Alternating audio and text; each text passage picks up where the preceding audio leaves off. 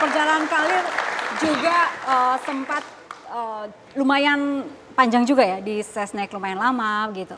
Ada cuplikannya yang ingin kami perlihatkan? Berikut ini. Oleh karena itu, dengan memperhatikan ketentuan pasal 8 Undang-Undang Dasar 1945 dan setelah dengan sungguh-sungguh memperhatikan pandangan pimpinan Dewan Perwakilan Rakyat dan pimpinan fraksi-fraksi yang ada di dalamnya, saya memutuskan untuk menyatakan berhenti dari jabatan saya sebagai Presiden Republik Indonesia terhitung sejak saya bacakan pernyataan ini pada hari ini, Kamis 21 Mei 1998. Peristiwa ini menjadi salah satu sejarah yang sampai sekarang masih terukir begitu, Bang Yusril.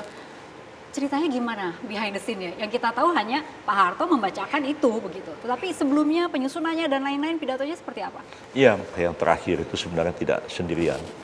Beberapa tokoh juga terlibat, antara lain Pak Sunarto Sudarno, Pak Bambang Kesowo, Pak Syafruddin Bahar, itu sama-sama menuangkannya itu dalam naskah pidato pernyataan berhenti Pak Harto itu. Tapi sempat alot nggak pembuatannya? Enggak sebenarnya. Jadi pada waktu kabinet terakhir Pak Harto itu, saya sudah memprediksi bahwa keadaan itu akan terjadi seperti itu. Ya. Pada waktu Pak Harto akan menghadiri pertemuan di Kairo, itu saya sudah menulis satu risalah yang diberikan kepada kalangan TNI, bersiap-siap menghadapi kemungkinan yang paling buruk. Ya.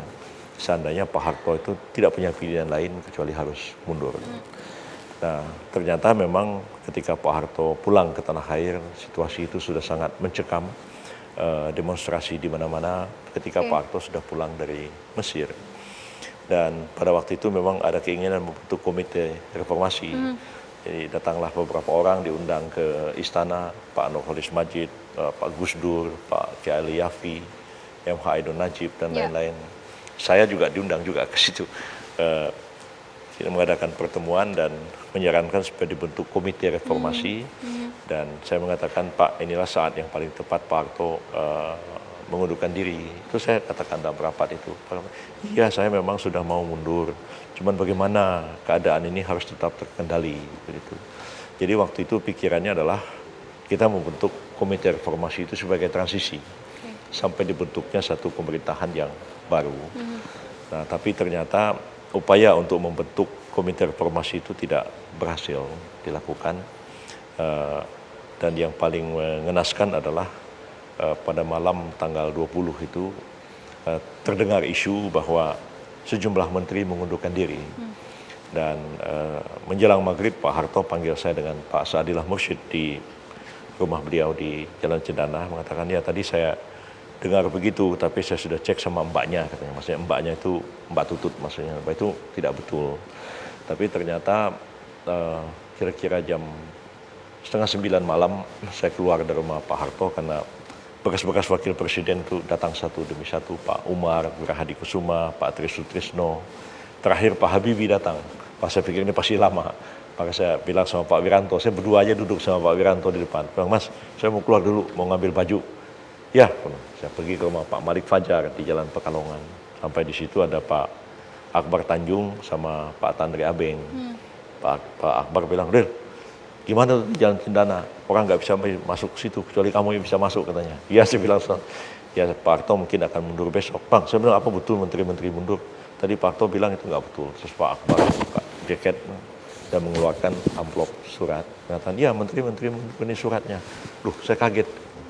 Dan surat itu saya bawa ke Jalan Cendana dan saya lapor ke Pak Harto, berdua dengan Pak Saadillah, bilang, Pak, ini surat menteri-menteri mundur. Kamu dapat dari mana, Ril? Ini dari Pak Akbar Tanjung. Sepatu baca.